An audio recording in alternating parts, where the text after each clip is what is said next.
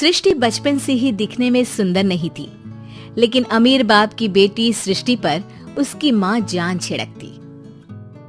मेरी बेटी कितनी प्यारी है, भगवान सबको सृष्टि जैसी बेटी दे। सृष्टि धीरे धीरे बड़ी होती है। एक दिन सृष्टि की सहेली कहती है, तू दिखने में कितनी अजीब सी है, लेकिन मैं जानती हूँ हम सब में सबसे अच्छी शादी तो तेरी ही होगी। तेरे पापा अमीर जो हैं, और बता नहीं सकते यार, दहेज तो हर कोई देता है, ये क्या ज्यादा ले जाएगी अपने पति के लिए? अरे बड़े शहर में कोठी है इसके पापा की। अरे पापा की है ना, कौन सी इसकी है? इसकी होती तब तो कोई भी लड़का इससे शादी कर लेता। अरे पापा की मतलब पापा की है तो मेरी ही है ना? किसने कहा? अब तेरी तो तब होगी ना जब तेरा भाई ना हो। वैसे भी शादी के बाद सारी प्रॉपर्टी भाई के नाम होती है। सृष्टि समझ जाती है कि उसे किसी भी हालत में माँ बाप की सारी प्रॉपर्टी को अपने नाम करना है, लेकिन कैसे? एक दिन सृष्टि का भाई शीनू कहता है, बहन क्या कर रही है? तुझसे एक बात करनी है। अरे हाँ हाँ करना, मैं तो तेरी बहन हूँ। बहन मेरी लाइफ में ना एक लड़की है, बहुत अच्छी है। मैं सोच रहा हूँ माँ और पापा से बात करूँ शादी के लिए। सृष्टि को समझ में आ जाता है कि भाई की शादी होते ही भाभी उसे एक दिन भी घर में बर्दाश्त नहीं करेगी। क्या बात है भाई, बताना कौन है वो? यार वो बहुत अच्छी लड़की है, पढ़ी लिखी है, मेरे साथ जॉब भी करती है। बस एक प्रॉब्लम है। हाँ प्रॉब्लम? क्या प्रॉब्लम है भाई?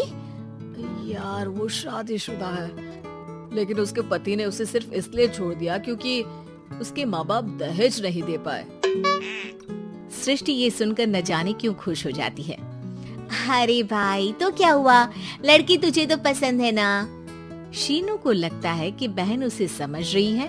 वो इस बात से अनजान होता है कि उसकी बहन की मंशा पूरा घर हड़पने की है। सृष्टि अपनी माँ से कहती है, मम्मी मुझे तो बहुत चिंता है, पता है शीनू क्या कर रहा है? अरे क्या कर रहा है? वो तो काम पर जाता है और वापस घर आता है। नहीं ना माँ, वो यही तो नहीं कर रहा, बाकी सब कर रहा है। आपको पता है उससे प्यार है, और वो भी एक शादीशुदा लड़की से। ये क्या हो गया? मैं सोसाइटी में क्या मुंह दिखाऊंगी? अरे तेरे पापा तो यही कहेंगे कि मैंने ही उसे बिगाड़ दिया है। माँ देखो, मेरी बात मानो, पापा पर भी विश्वास करने की जरूरत नहीं है। अब आप ही बताओ, पापा इतनी देर घर के बाहर रहते हैं क्यों? बोलो। अरे बेटा वो तो नौकरी करते हैं ना। तू बहुत भोली है माँ, पापा का ऑफिस तो 7 बजे खत्म हो जाता है, लेकिन देखो कितनी देर से आते हैं। अरे नहीं नहीं बेटा, ऐसी कोई बात नहीं है। सृष्टि माँ को एक औरत से बात करते पिता की फोटो दिखाती है। देखो माँ कैसे हैं पापा, मैं ना कहती थी कि पापा सही नहीं है। मैं तेरे पापा से बात करूंगी, दे फोटो मुझे। ओ माँ वो तो डिलीट हो गई। लेकिन चल तूने तो देख लिया ना, पापा से बाद में बात कर लेना, और हाँ मेरा नाम बिल्कुल मत लेना। हाँ माँ। अब क्या था, सृष्टि के माँ और पिता के बीच झगड़ा होना शुरू हो जाता है। सृष्टि के मन में क्या चल रहा था कोई नहीं जानता था।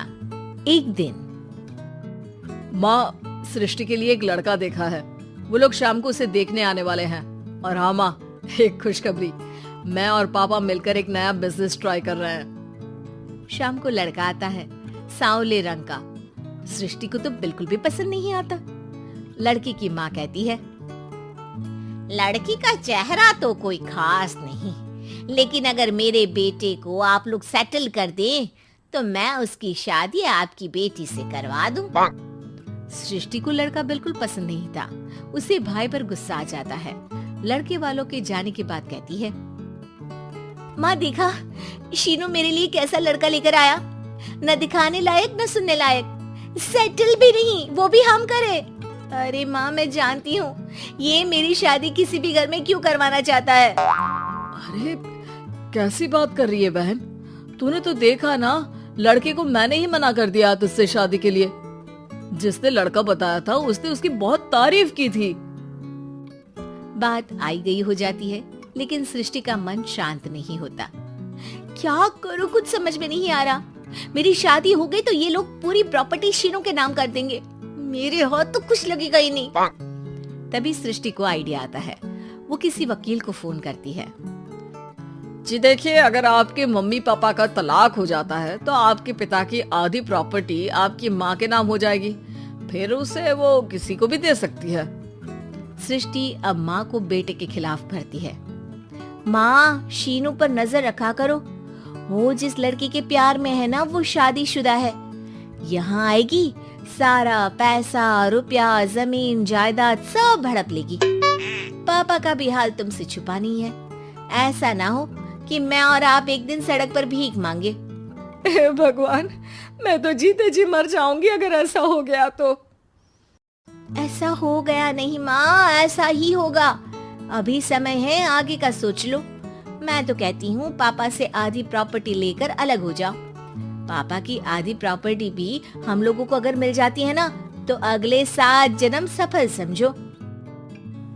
बेचारी माँ बेटी के कहने पर पति से तलाक लेकर अलग हो जाती है। सृष्टि अब पैसों से गाड़ी और अपने दूसरे महंगे शौक पूरे करने लगी। उसके दोस्त भी उसके पैसे इस्तेमाल करते। सृष्टि, कल तुम कहाँ थी? मैं सारा दिन घर पर अकेली थी। तो मैं क्या करूं? मैंने ठेका तो नहीं लिया है ना तुम्हें संभालने का। माँ को सृष्टि से ये उम्मीद नहीं थी। वो बैठकर रोने लगती है। वहीं उसका पति यानी कि सृष्टि के पिता आ जाते हैं। मैं जानता था कि तुम्हारा यही हाल होगा, तो आपने मुझे रोका क्यों नहीं?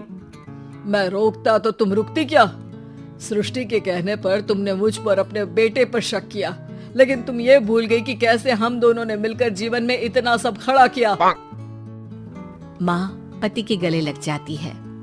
मुझे माफ कर दीजिए, मैंने आपकी कमाई का एक बड़ा हिस्सा गवा दिया। कोई बात नहीं, तुम साथ हो तो मैं ऐसी 7 प्रॉपर्टी खड़ी कर दूंगा। तभी वहाँ सृष्टि आ जाती है रोते हुए। माँ, मयंक ने मुझे छोड़ दिया। वो बोल रहा था जब तक मेरे पास पैसे थे तब तक ही वो मेरे साथ था। पापा, माँ, मुझे माफ कर दीजिए।